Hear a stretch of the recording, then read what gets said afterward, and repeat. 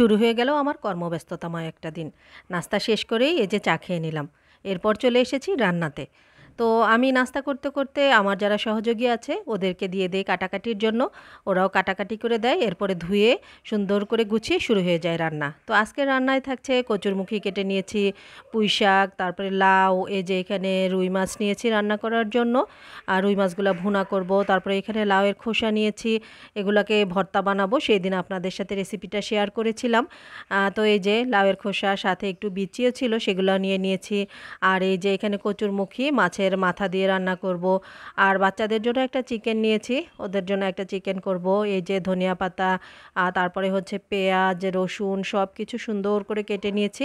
আর এই যে ফ্রিজ থেকে আদা, রসুন বাটা, টমেটো পেস্ট সব বের করে নিয়েছি। আর এই যে এখানে আরেকটা জিনিস নিয়েছি সেটা হচ্ছে ধুন্দুল।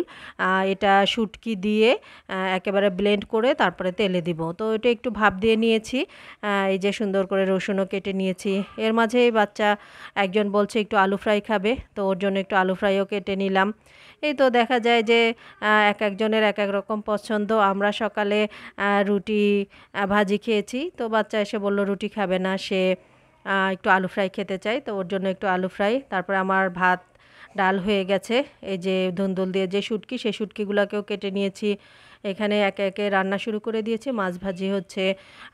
আর তারপরে অন্যান্য রান্নাও, ২ চুলায় ২টা রান্না খুব দ্রুততার সাথে যেন করে নিতে পারি। আসলে সব কাজ আগে থেকে একটু গুছিয়ে নিলে, কেটে বেছে ধুয়ে রাখলে দেখা যায় রান্না খুব তাড়াতাড়ি হয়ে যায়। এই যে ডাল রান্না হয়ে গেছে। তারপর লাউ চিংড়িটাও হয়ে গেছে। কচুরমুখীটা মাছ দিয়ে রান্না করব সুন্দর করে, আগে তেলের মধ্যে কষিয়ে তারপর ঝোল দিয়ে এরপরে মাছ দিয়ে দিব।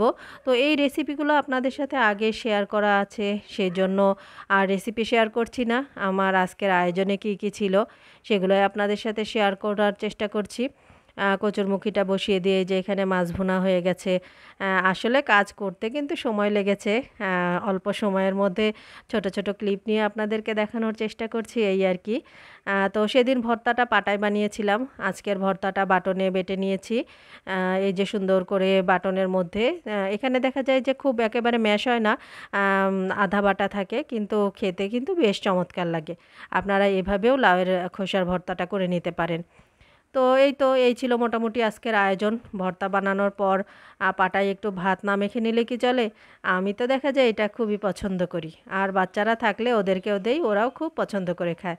তো কেমন লাগলো আমার আজকের ভিডিও, বা আমার আজকের আয়োজন কেমন ছিল কমেন্ট করে জানাতে ভুলবেন না কিন্তু। আবারও হাজির হয়ে যাব নতুন কোনো ভিডিও নিয়ে আপনাদের সামনে।